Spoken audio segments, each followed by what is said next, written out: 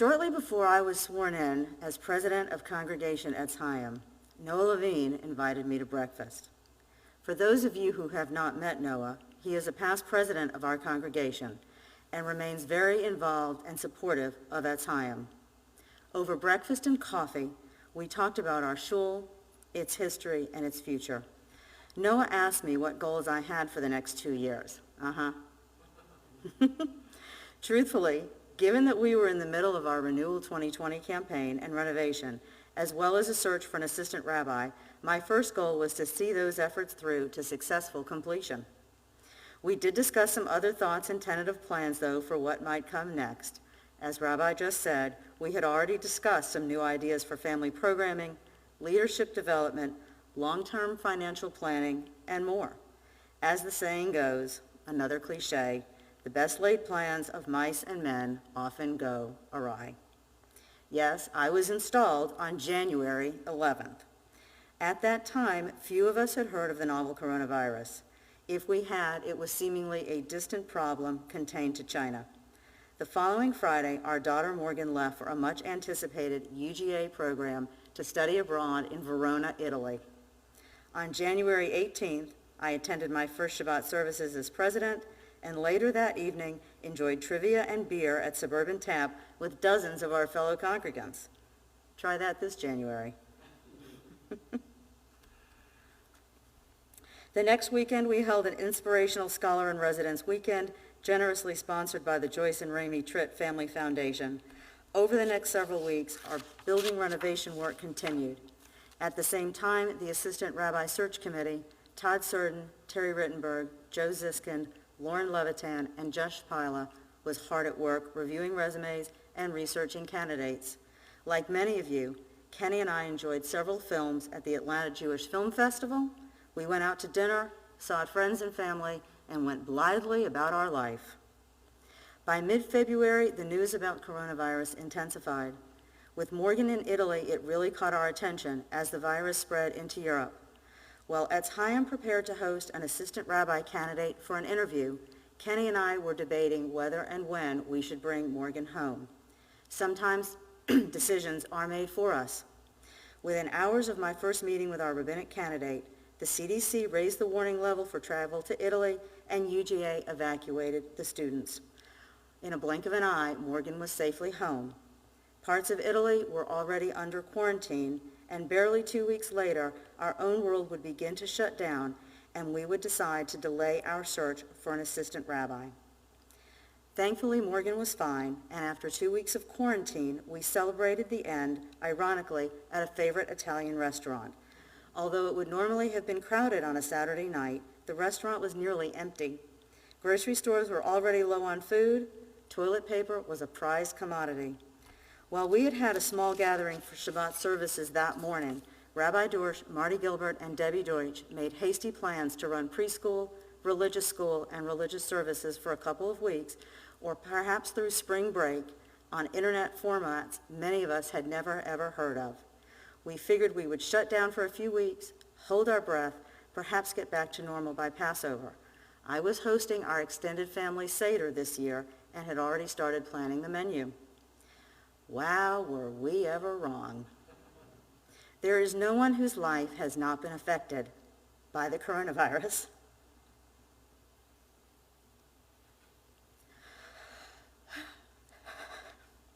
Shelter in place, to loss of a job, to delayed and canceled weddings.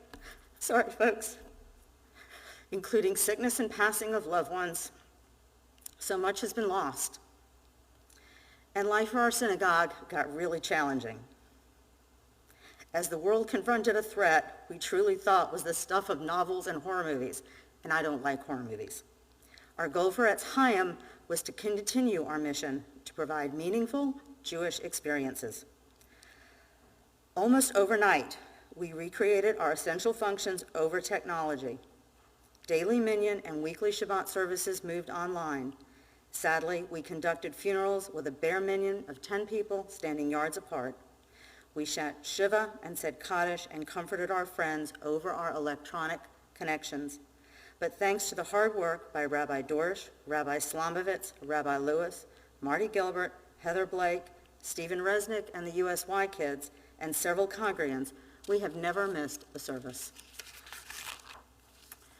While we kept on, we learned how many congregants were so happy to have the opportunity to join us online, when previously their participation in our community had been limited because of health and transportation issues. A silver lining to our troubles, if there ever was one. While we managed for many months with a Zoom connection that sometimes faltered and could only accommodate a limited number of congregants, we recently were fortunate to install a new professional live stream system. This system, generously donated by the Safran and Turner families in memory of Stuart Turner, has given us a beautiful picture, clear sound, and easy connection. I hope you all have an easy connection out there. While we look forward to the day when we can gather in larger groups, the live streaming of services is likely here to stay. While our rabbis kept our religious services online, Debbie Deutsch and our hardworking religious school and preschool teachers developed lesson plans and kept our children engaged and learning through the end of the year. We held Shabbat Sing, taught Shabbat, junior congregation, Hebrew studies, and bar and bat mitzvah preparation. Our schools helped our children find consistency and stability when life turned upside down. We had a Cool Cats pre-K Siyum to close out the year and a drive-by graduation. We sent our young graduates into the world of Big Kid Kindergarten. Little did they think they'd be starting kindergarten online. We had a virtual baccalaureate and sent our high school graduates off to college, gap years, and other adventures. Like everything else in March, we rapidly moved our youth, adult, and affinity group programming online. Stephen Resnick and our youth advisors recreated USY Wacky Wednesday and our other group programming on a virtual format and continue to connect our youth. Heather Blake, our Director of Engagement, Tamara Jacobs, our Vice President of Engagement, and Danny Oren, our Vice President of Membership Services, moved our other programming online in March, and they haven't stopped. Over the past several months, we have had an amazing array of programs and events for all ages. Sisterhood has held installation and kickoff to rave reviews and has kept Book Club, the gift shop, and its fundraisers moving forward. We were also lucky to get our books, our memorial books, in our bags this year. Men's Club had to cancel its Passover smoked brisket sale, much to my dismay, but held a meaningful Holocaust remembrance program in conjunction with St. Anne's Church, worked with the Federation of Jewish Men's Clubs on health issues, and conducted a very successful fundraiser for the Steve Crodman Scholarship Fund. Men's Club has reimagined steak and scotch in the sukkah to beer and bourbon, socially distanced, in the parking lot. Don't forget to RSVP if you'd like to attend. 3SCORE and More has held trivia and other events, and our Social Action Committee has sponsored our Just Mercy program and voting presentation. Our young adults group continued its traditional Rosh Hashanah cocktail party with a virtual cocktail class a few days early. As this year begins, our professional and lay leaders continue to create programs to enlighten and entertain us, and most importantly, to help us remain connected to Judaism and each other in these trying times. Each week at Shabbat announcements, I remind everyone to check the website. And if you do, you will find Torah study, Tat Shabbat, junior congregation, social events for all ages and interests, school information, community support information, and more. And if you check the website, read our emails, and get information from Etz Chaim, I want to make sure you know that it is Elliot Okrent, our Vice President of Communications, who is the quiet hand behind the well-crafted messages, including the terrific high holiday schedule we all received, as well as ongoing improvements to our website. As difficult as the past several months have been, I am constantly amazed at what we continue to accomplish. Our Medical Advisory Committee, Tom Sheftel, Carol Holtz, Steve King, and Pip Spandorfer, has watched the developing science and provided expert advice on every aspect of our synagogue plans.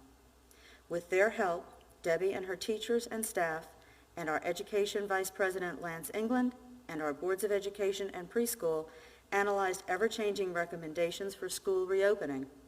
They have undertaken an enormous effort to successfully get our children safely back to preschool and religious school. With the medical committee's advice, we returned to some in-person religious services and celebrated B'nai Mitzvahs with a limited number of guests and congregants in attendance. While not the bar bat mitzvah that might have been planned, several of our youth have taken their place in our community with grace and resiliency.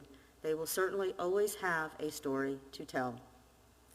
While some of us are here this evening, live and in person, it is certainly a different experience. I kind of dreaded having to speak in front of probably 500 to 1,000 people. Be careful what you wish for.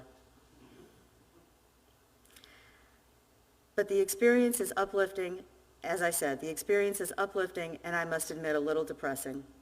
We cannot raise funds from selling seats and parking for the holidays, yet so many of you have increased your Kol Nidre pledges to include what you might otherwise have given for those reservations. We were not able to come together for our annual gala celebration this year, yet so many congregants still took out their ads in our journal and donated to this important fundraiser. Our Vice President of Fundraising, Alan Lightstone, and his committee worked miracles to ensure that we meet our goals and support our budget. Please look at Alan's videotaped Kol Nidre pledge and turn in your Kol Nidre appeal and turn in your pledge. Yes, we're asking for money. Money maintains our building, pays salaries, and provides the funds for our services and social events. With our CFO, Billy Balzer, carefully watching our budget, we will continue to be responsible stewards of our funds and serve our community. We are forever grateful for your dues and your donations, large and small, that keep us going. Of course, our annual celebration was to highlight Renewal 2020 and the completion of our renovation project, and complete and beautiful it is. I hope you have seen the photographs of our completed space. And if you haven't already, please check out the incredible video tour with Cheryl Miller and Bob Backrack as your guides. We thank everyone who participated in this effort and who gave donations to make this project a reality. While there are dozens of people who worked so hard on our renovation, I must especially thank Cheryl and David Miller, Bob Backrack, and Aaron Blankenship. Aaron, you were back there a minute ago. This project would never have come together without Cheryl and David's visionary leadership and their commitment and dedication to our shul. Bob Backrack supervised every aspect of this project, from initial planning to final walkthrough. With his careful management, we not only completed the original plan, but we were able to put new flooring in and freshen our education wing. Bob also allocated the funds for one of my favorite parts of our renovation. Don't laugh, it's our parking lot. If you ever walked the old lot in high heels, which I am wearing tonight, you understand my joy. The lot is now this lovely, smooth expanse for high heels, walkers, and even crutches. It has new markings for basketball, foursquare, and hopscotch, perfect for young and old alike. Amidst a tremendous construction project, Aaron Blankenship and his team, Richard Roth, Cheryl Kellogg, Irving Eccles, Tim Jackson, and Bill Wharton kept our building safe and sound. We found several issues when we opened our walls and raised our roof. While not unexpected, Aaron managed the additional repairs, not to mention the day-to-day challenges of maintaining our facility while we used it and rebuilt it at the same time. Aaron and his team have managed sinkholes, repaired plumbing and siding, worked with our construction contractor, facilitated our use of Zoom and now live stream, and generally kept everything going before and then during a pandemic. They continued to maintain our building as we started our schools and began our services. Aaron and his team are our superheroes. I am convinced they have capes hidden in a closet somewhere. Our executive director, Marty Gilbert, has taken very few days off since February. In addition to working with Bob to supervise our renovation, he has run our shul at a time when the pandemic offered daily challenges. Marty has done everything, quite literally, even retrieved the mail.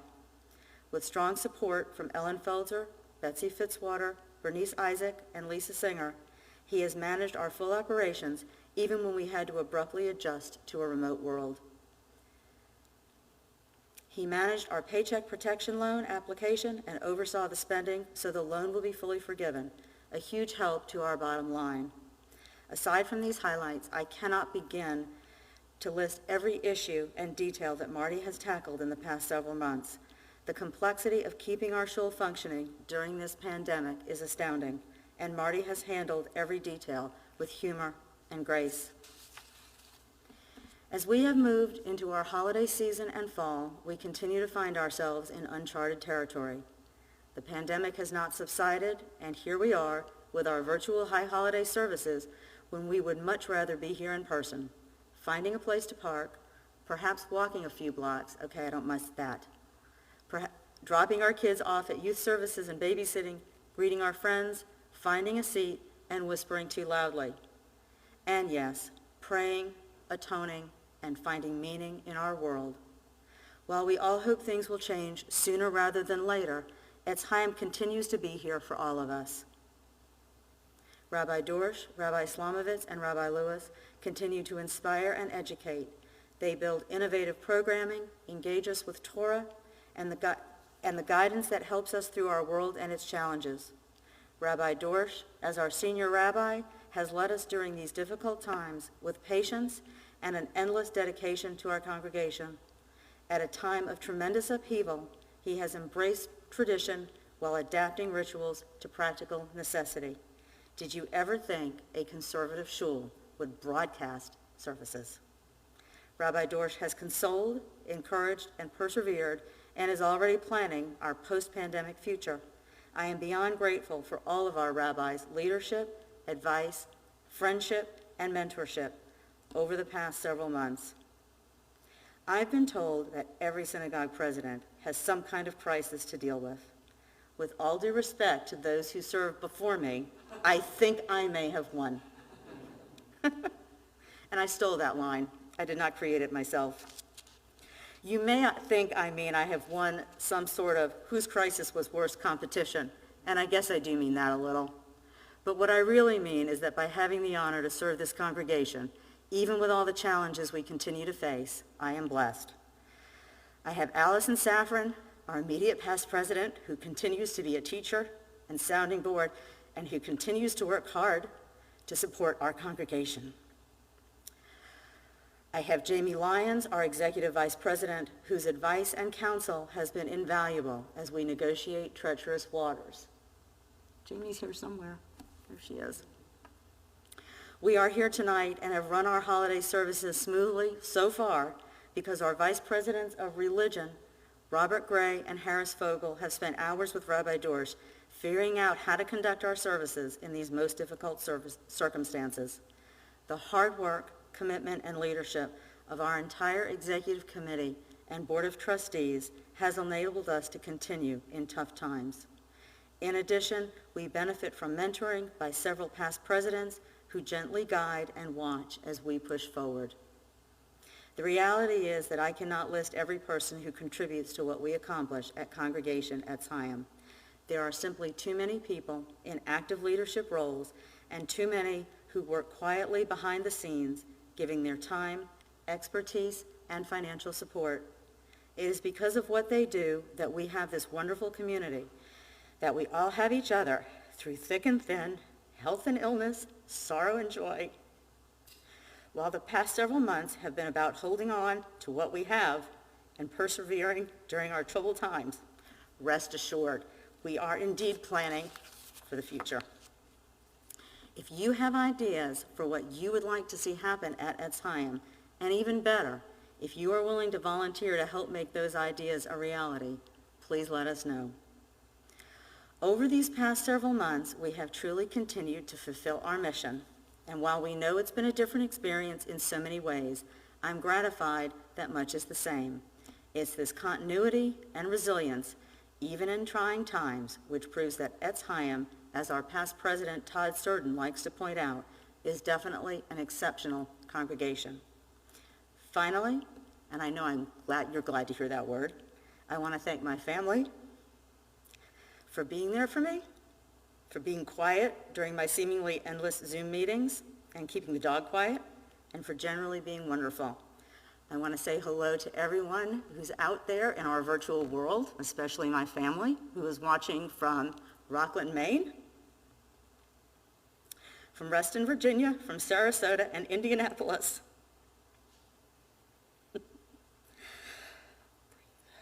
I wish us all a happy, peaceful, and healthy new year. Gamar Chatima Tova.